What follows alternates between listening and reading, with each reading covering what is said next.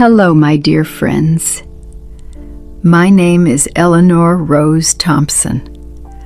I'm 71 years old now, but back then, 3 years ago, I was 68.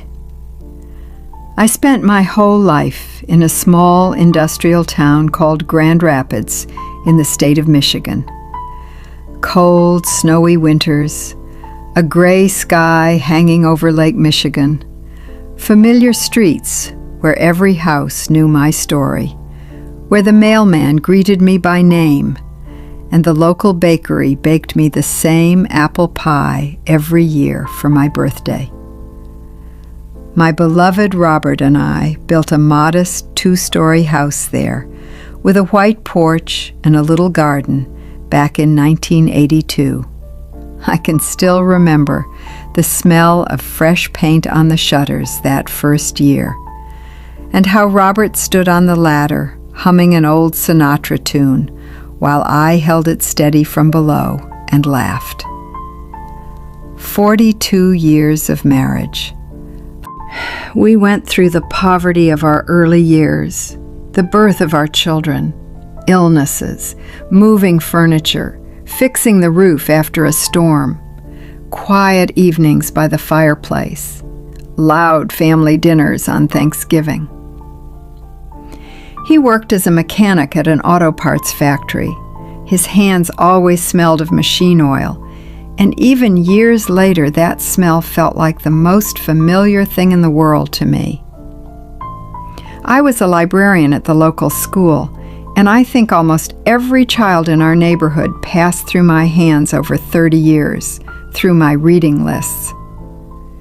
We raised our son David and our daughter Sophia, taught them to ride bikes on our quiet street, took them to church on Sundays, helped with homework at the kitchen table under lamplight. After Robert's sudden death from a heart attack in our garage, my whole world went black in an instant. It was an ordinary Saturday morning. He went to check on the car, and I stayed in the kitchen making coffee. I found him an hour and a half later when the coffee had gone cold, and I started to worry he was taking too long with his tools.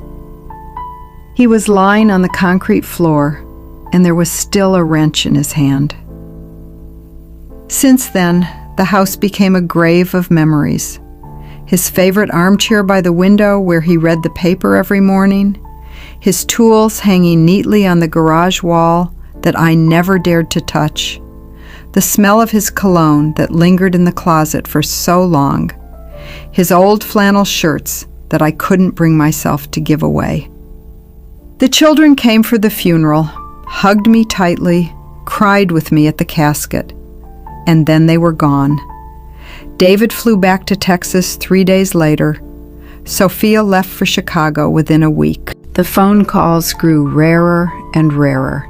Every day, then once a week, then once a month, and then only on holidays, short and formal. I was left alone in cold Michigan, in a house too big for one person and too full of ghosts to sleep peacefully in. In winter, the snow buried everything: the path to the house, the porch, my car, and I would sit for hours by the window, watching the blizzard erase the tracks, as if erasing the very memory that a family once lived here. The bills kept piling up: property tax, heating, insurance. The cost of my blood pressure and arthritis medication left me with almost nothing every month. I had to choose between pills and groceries. Healthcare was an unaffordable luxury for a retired librarian on a modest pension. The neighbors locked their doors long before sunset. The streets emptied out, and in the evenings, I was afraid to even walk to the mailbox. Not so much from real danger, but from a sticky, all-consuming loneliness that made the darkness itself feel hostile. I felt like a ghost in my own life, unwanted, forgotten, an old woman slowly fading away while time simply left her behind. One cold January night, when an icy wind was howling outside from the lake and the thermometer read 20 below, I couldn't sleep.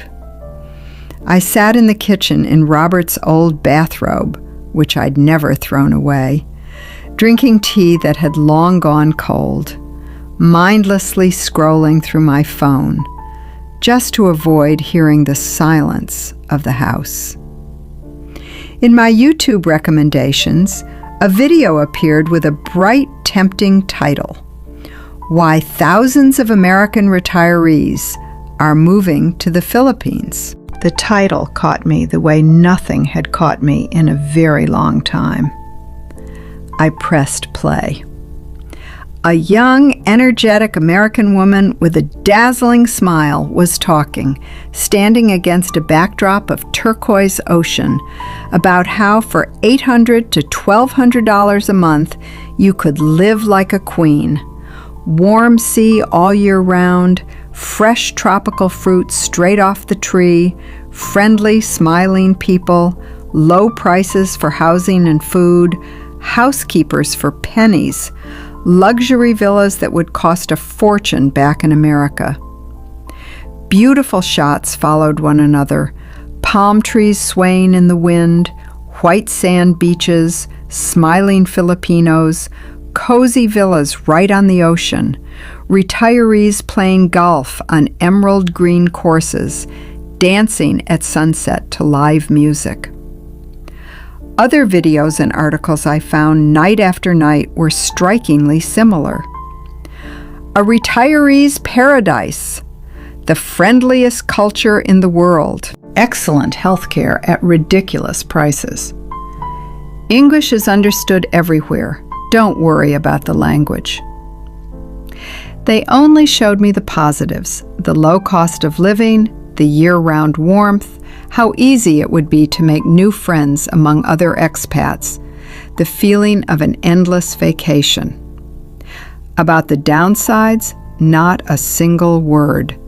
Not about the slums on the outskirts of the big cities, not about the unbearable noise of the metropolis, not about the culture shock waiting for someone who had spent her whole life in a quiet American suburb, not about the mud and flooding after tropical rains, not about how hard it is at 68 to tear yourself out by the roots from the life you know and transplant yourself to the other side of the world. I devoured that information night after night until dawn, forgetting to sleep. I downloaded brochures from companies that helped expats relocate, read forums where people wrote nothing but glowing reviews, liked photo after photo of sunsets over the ocean. I saw only the dream, the warmth I so desperately missed, people who seemed to be genuinely waiting for me, and a timid, desperate hope of starting over before it was too late. Not a single source honestly warned me about the reality behind that glossy picture. I believed it with all my heart, and I made up my mind. Over 2 months, I sold everything Robert and I had built over 42 years together. The house sold quickly, but, as often happens in a rush, for far less than it was worth. The car, the furniture, almost everything we owned, the dishes we bought for our first wedding anniversary, the books I'd collected my whole life, the sofa where we used to watch movies on Saturdays. I kept only a small box of Robert's photographs, his wedding ring, and a few keepsakes that fit into a single suitcase. I bought a one-way ticket to Manila, signed the last papers on the sale of the house with trembling hands, and closed the door behind me for the last time. When the plane landed in Manila, The humid tropical heat hit me the moment I stepped out of the airport building, like a heavy, wet blanket thrown right over my head. The air was thick, sticky, smelling of gasoline and something sweetly rotten. The taxi driver, a cheerful young man, chatting away in English with a thick accent, promised to take me straight to my apartment. Instead, whether by mistake or on purpose, he drove me into the slums on the edge of the city. Narrow, filthy alleys, shacks cobbled together from rusted tin and cardboard, piles of garbage smoldering in the sun, puddles of murky, foul water where chickens splashed about. Barefoot children with hungry, too old eyes ran among the trash. Adults with tired, empty faces sat right on the ground in the shade of makeshift awnings. The smells of rot, smoke from cooking fires, and something frying hit me all at once, turning my stomach. The driver dumped my suitcases right in the mud, took his money, and drove off, leaving me completely alone in the middle of all that chaos. I stood in the middle of that hell, in my neat travel suit, wearing the pearl earrings Robert gave me for our 30th anniversary, and sobbed uncontrollably, unable to even move. At 68 years old, after quiet, orderly Michigan, I found myself abandoned in a nightmare that just yesterday would have seemed unthinkable. My heart was pounding so hard it rang in my ears. My legs were shaking, my hands trembling. "Dear God, what have I done?" I kept repeating through my tears, staring at my suitcases sitting in the mud of a foreign country. Local residents, a young couple named Lena and her husband June, saved me at the exact moment I was ready to simply sit down on the pavement and cry myself into oblivion. They saw an elderly foreigner in complete despair, lost, trembling, surrounded by curious stares from the neighbors, and without asking a single question, they picked up my heavy suitcases and led me through a maze of alleys back to the road, where they managed to flag down another taxi and explain to the driver where I actually needed to go. But the shock was only beginning. The noise of Manila was maddening around the clock. Endless traffic jams that seemed impossible to escape, blaring car horns, the shouts of street vendors, the deafening roar of motorcycles and tricycles day and night, stray dogs barking, music from neighboring windows blasting until 3 a.m. The mud after tropical downpours turned the streets into rivers.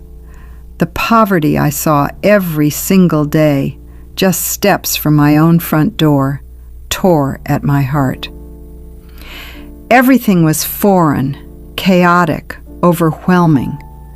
Nothing at all like the glossy videos I had watched during those sleepless winter nights in Michigan. At night, I lay awake under the mosquito net, clutching Robert's photograph to my chest, and wept bitterly, inconsolably, more than I had even at his funeral.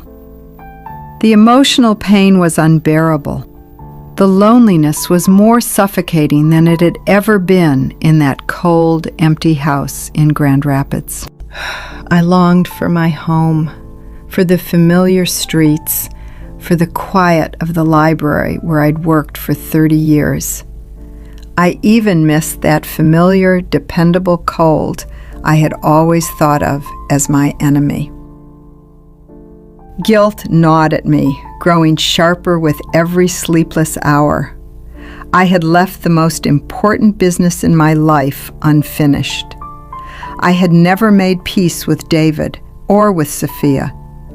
I never truly told them how much I loved them, how proud I was of them, how afraid I was of losing that last thread connecting us. I never tried to rebuild our relationship. I simply ran to the other side of the world instead of fighting for my family. That thought tore at my heart night after night. I abandoned my own children, exactly the way I felt they had once abandoned me. The longing for home, for words left unsaid, for the bright memory of Robert mixed with bitter disappointment in the Philippines, tying a knot of pain inside me that I couldn't loosen. I felt like a traitor, a lost soul with no place left in the entire world. The Ramos family, my neighbors, became the only light in those first difficult weeks. A poor but incredibly loving, noisy family of 7 living in a small house nearby. They embraced each other every single day, cared for one another so openly and naturally, in a way I hadn't seen in years. Little by little, they began to welcome me too, like family. First, just a greeting, then an invitation for a cup of coffee, and soon, a seat at their family dinners. The food was strange and off-putting to me at first, with its sharp, unfamiliar flavors. But slowly, I fell in love with adobo, with sweet rice and mango for breakfast, with fresh fruit I could never find back home in the Michigan winter. The local medical care surprised me. It was inexpensive and unexpectedly quite good, although my American insurance simply didn't work there, and everything had to be paid for in cash. But even all of that wasn't enough. At my age, with such a heavy heart, with an unrelenting longing for home and a burning guilt toward my children, I never fully managed to adapt to the noise, the chaos, and the harsh reality no one had honestly warned me about. After a month, I finally broke, and I bought a ticket back to Michigan, feeling relieved and devastated all at once. I bought the ticket and flew back home. My heart was tearing apart the whole way. On the plane, I cried silently, pressed against the cold window so none of the passengers around me would see my tears. I felt like a complete failure. I had given up everything I had, traveled to the other side of the world looking for a new life, and I had run away like a coward, tail between my legs at the very first hardship. Well, that's it, Eleanor, I thought, watching the clouds outside the window. You couldn't even find your place there, where there was supposed to be so much sun and warmth. When I got back to Grand Rapids, I was met by a cold I knew all too well. Winter hadn't left yet. A low gray sky hung over the city, sleet lashing at my face. The house I had sold in such a hurry 2 months earlier already had a new owner. I didn't even dare drive past it, afraid of reopening the wound. I rented a small apartment on the edge of town, cramped, dark, with thin walls through which I could hear the neighbors arguing in the evenings. And it was then that a real, staggering realization hit me.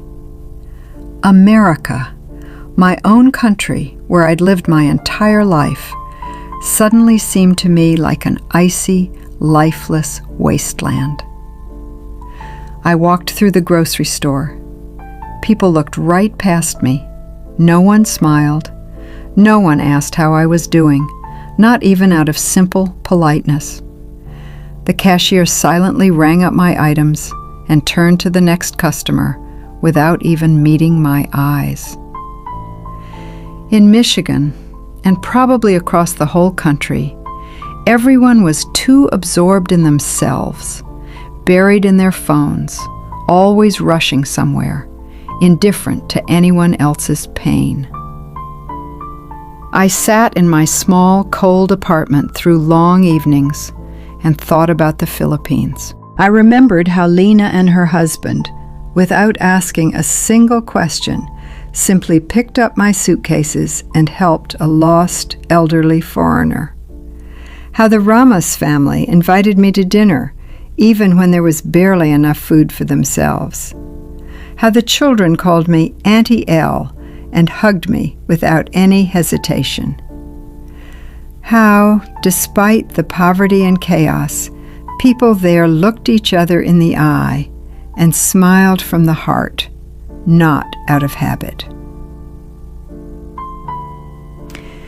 At night, heavy nightmares tormented me.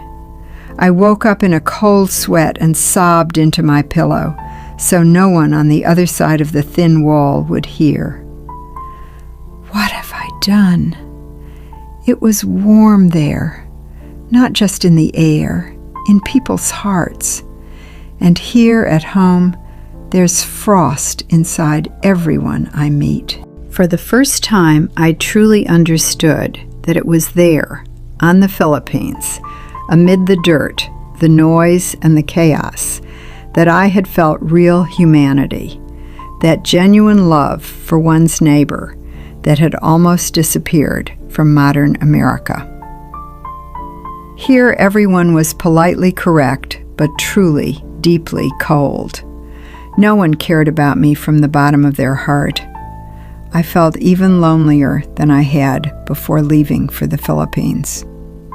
The loneliness was so sharp, so all-consuming, that at times I wanted to simply scream into the void. And the most terrifying thing of all, the guilt toward my children, kept eating away at me day and night. I had abandoned them twice, first emotionally after Robert's death, and then physically, flying to the other side of the world without ever telling them a single honest word about my feelings. I never tried to rebuild the connection. I never held them the way a mother should hold her children, tightly, without hesitation, without fear of being pushed away. I thought it was already too late, that they could never truly forgive me for years of coldness and distance. These heavy thoughts tormented me endlessly. I could barely sleep anymore. I lost a lot of weight. I became a pale shadow of myself. But one day, on one of the darkest, most hopeless days of that winter, I finally found the courage. I dialed David's number with shaking hands, sitting on the edge of my bed in the dark. My voice broke the instant he picked up. "Son, it's Mom. I made a terrible mistake." I cried and told him everything that had built up inside me over those long months. How lonely I was, how much I missed him and Sophia, how bitterly I regretted not fighting for our family after his father died. David was silent for a long moment on the other end of the line. And then he started crying too. And for the first time in years, I heard my grown son weep. "Mom, we thought you didn't want to see us anymore. We were afraid to call you, afraid of opening the wound again." Then I called Sophia. The conversation was long, painful, full of tears and agonizing silence. We shouted at each other, dredged up old hurts, forgave, cried again, talked again. That evening, for the first time in years, I felt my frozen heart begin to thaw, just a little. We started talking regularly, cautiously at first, and then more and more freely. They sent me photos of the grandchildren, little Emily and mischievous Jacob, David's children, and baby Grace, Sophia's daughter. I told them about the Philippines, honestly, the good and the bad, without embellishment. They listened closely, without judgment, and for the first time in a long while, it felt like they were truly hearing their mother. But by then, everything inside me had already changed for good. I understood the most important thing. My real home was no longer here, not in this cold, indifferent, hurried city. America was no longer mine, not in the way it used to be. I began preparing to go back, but this time not blindly as I had before, but with hard-won experience, with my eyes wide open. Now I studied not just the beautiful promotional videos, but honest, sometimes uncomfortable reviews from real expats. I learned about Bohol, a quiet, peaceful island far from the noise and chaos of the big city, with white sand beaches, green hills, and genuinely kind, open people. I connected with locals through private expat groups, found a modest, decent little house near the sea. I gathered all the necessary documents, arranged a long-term retirement visa, bought the medications I'd need with a large enough supply to last a good while. I spoke with my children almost every day during those weeks of preparation. They could see how much I had changed, not just in my words, but in my voice, in the confidence of my decisions. David told me then, "Mom, if you're truly happy there, we'll support you, whatever it costs us." Sophia added, her voice breaking, "We'll definitely come visit, Mom. We promise." Those simple words gave me more strength than anything had in years. I was no longer running away from life in a panic. I was going back with clear eyes and an open heart. When the plane took off for the Philippines again, I no longer cried out of fear the way I had the first time. I smiled through tears of gratitude. This time I knew exactly where I was going and why. I knew that what awaited me wasn't some glossy paradise painted by an advertisement, but a real place with real, warm, living people, with its own difficulties and its own unmatched beauty. And I was truly ready. I landed, and this time I didn't head straight for exhausting, chaotic Manila. I went directly to the quiet island of Bohol. When the car, winding along the narrow coastal road, came out at the shore, I saw the ocean, turquoise, calm, gently lapping at the white sand, and a small, cozy house with an open veranda beneath tall palm trees. I cried again, but this time with completely different tears, tears of real, unmistakable happiness. It was quiet here. I could breathe easily and freely here. And here, at last, I felt with my whole being that I had truly come home. That's how my second, this time truly conscious, Philippine journey began. A journey I'd like to tell you a bit more about. My little house on Bohol stood just a 3-minute walk from the ocean. Simple but cozy, with bamboo walls on the veranda and a roof made of woven palm leaves, which the locals call nipa. Every morning I was woken not by an alarm clock, but by the crowing of roosters and the gentle sound of waves rolling onto the sand beyond the low fence around my little garden. I planted a small vegetable patch there, modest compared to our garden back in Michigan. But here, everything grew astonishingly fast. Tomatoes, basil, local camote spinach, and along the fence I planted bougainvillea, which soon bloomed in bright pink and orange clusters, just like in those promotional videos that had once lured me into my first unsuccessful trip. Only this time, that beauty was real, my own, not someone else's picture on a screen. I spent my first months on Bohol truly getting to know my neighbors rather than merely surviving among them, as I had in Manila. My closest neighbor became an elderly woman named Nane Cora. That's what everyone in the area called her, Nane, meaning mother in the local dialect. She was just past 70, having outlived both her husband and one of her sons. But her house was always full of laughter, her grandchildren, the neighborhood kids. She was the very first to knock on my door on my second day there, holding a plate of warm adobo and a bunch of bananas, simply to welcome the new neighbor.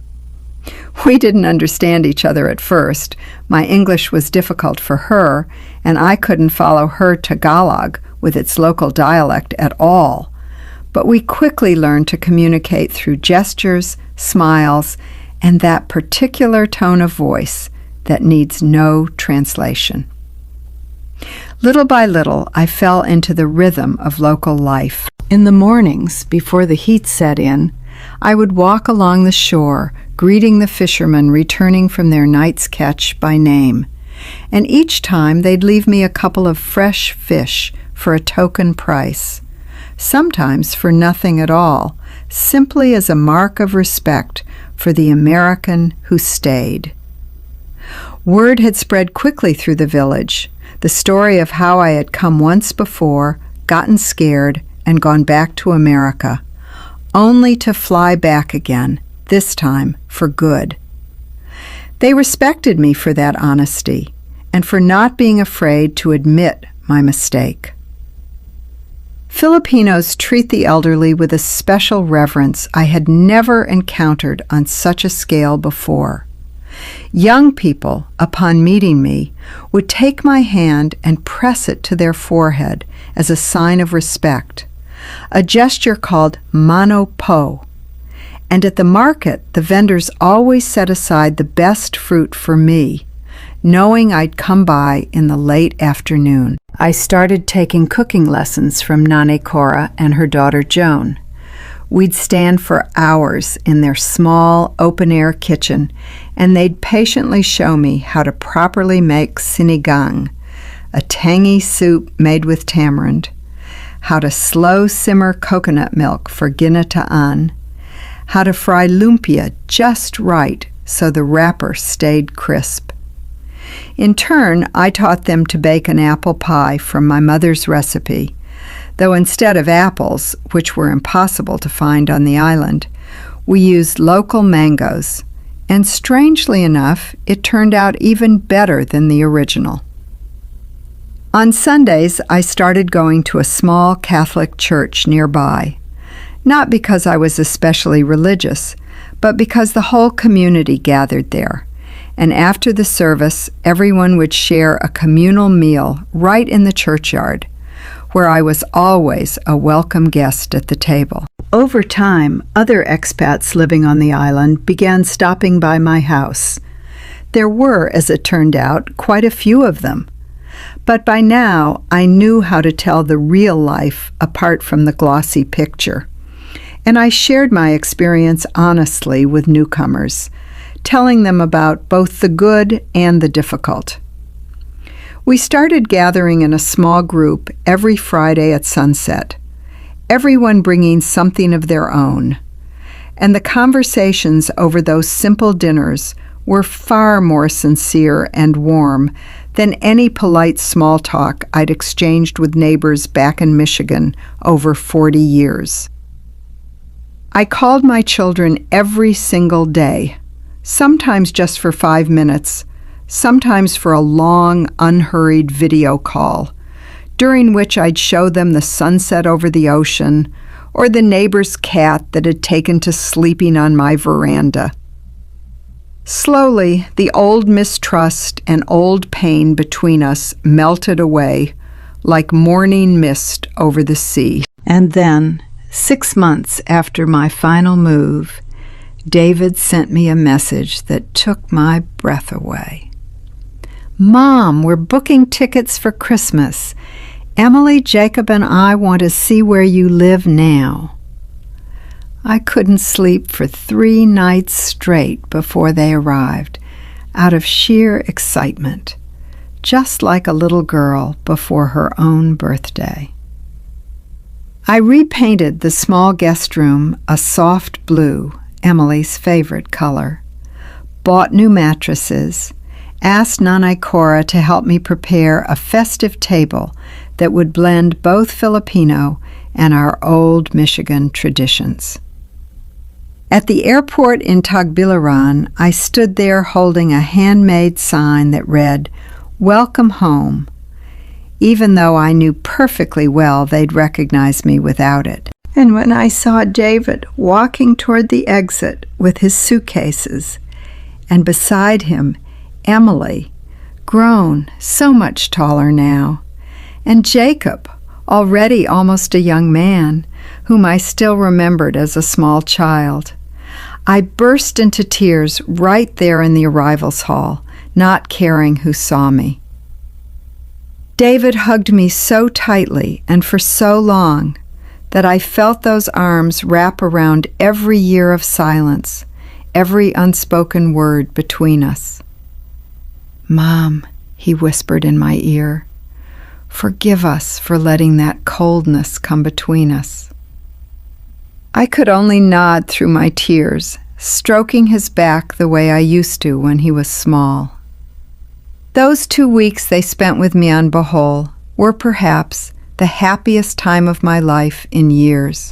I showed the grandchildren my little garden, and Jacob, to my surprise, took such a liking to gardening that he dug up an entire row alongside me and planted his own line of tomatoes, promising to come back and check how they'd grown.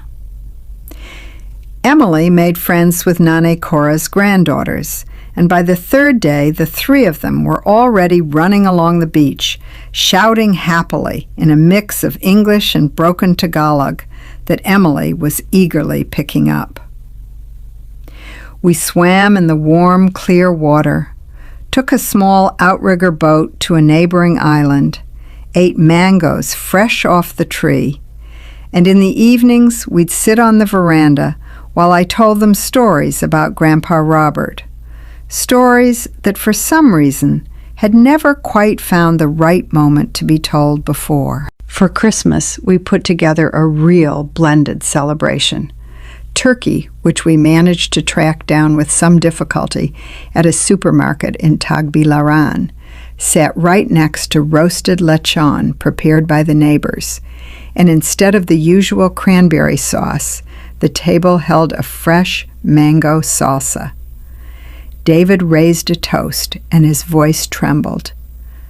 To Mom, who found the courage to start over twice, and to a home that turned out not to be where we thought, but wherever her heart is beating.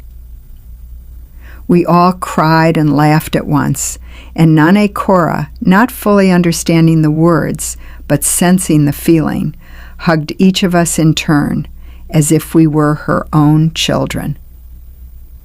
When it was time to say goodbye at the airport, Jacob, suddenly serious in a way that felt older than his years, told me, "Grandma, this was the best Christmas of my life." And Emily promised to learn Tagalog before her next visit. I stood there, watching the plane carry them back to Texas, and for the first time in my life, the goodbye didn't tear my heart in two, because I knew with certainty that this wasn't goodbye forever. It was simply until next time. And the next time really did come.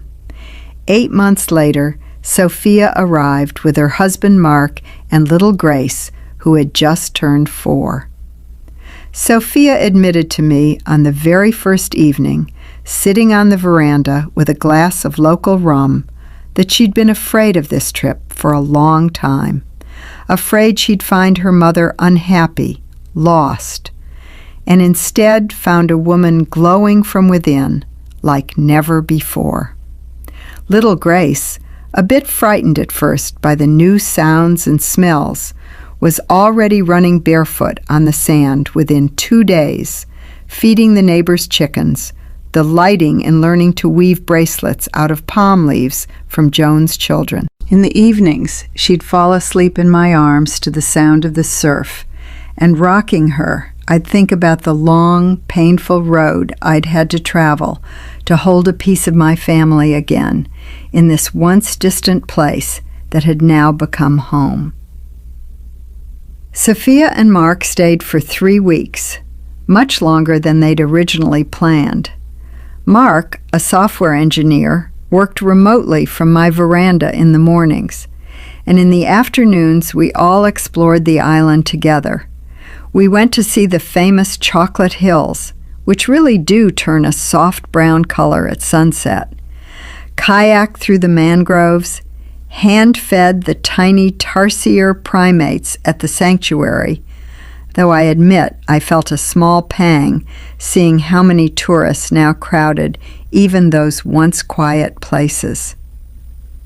Since then, the visits have become almost a tradition. Every year, taking turns, either David comes with the children or Sophia comes with her family.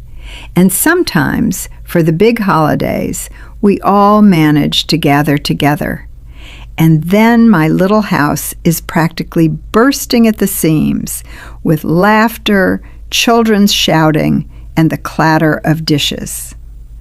But that noise is now my favorite sound in the entire world, because I remember far too well what it was like to live in complete, deafening silence. Jacob, true to his promise, came back a year later and discovered with great pride that his tomatoes had actually grown, even producing a decent little harvest. We picked them together and made a simple sauce, which he then ate with such ceremony you'd think he'd won a Nobel Prize.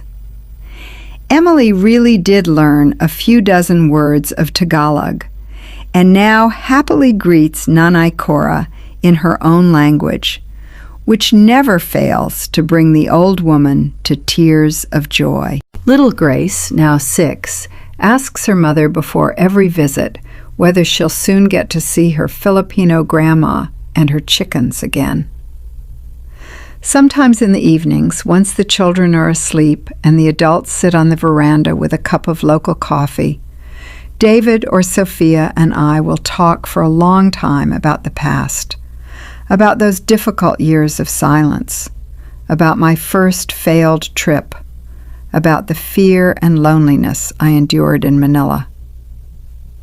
I'm no longer afraid to talk about it, because I know that pain in the end was what led me to real healing, mine and our families as a whole. David once told me, "Mom, if you hadn't flown off that first time and come back so broken, I'm not sure we ever would have found our way back to each other." And I suppose he's right. Now at 71 years old, I sit on my veranda almost every evening, watching the sun sink toward the horizon, painting the ocean in warm shades of orange and pink, listening to Nanay Cora's grandchildren laughing somewhere nearby. On my wall hangs a whole gallery of photographs. My wedding to Robert more than 40 years ago, the grandchildren's first Christmas on the island, Jacob with his tomatoes, Grace feeding the chickens, Sophia and Mark embracing me on the beach. And right beside those new photos, still sits that small box of Robert's pictures, the one I carried with me on that first terrifying flight. It's no longer the only reminder of the past. It's now part of a bigger, living, ongoing story of my family, one that finally, after so many years of coldness and silence, learned to truly love each other again, no matter what ocean lies between us on the map. I often think that if someone had honestly told me, back then, 3 years ago, about all the hardships waiting for me, I might never have found the courage to take this path at all.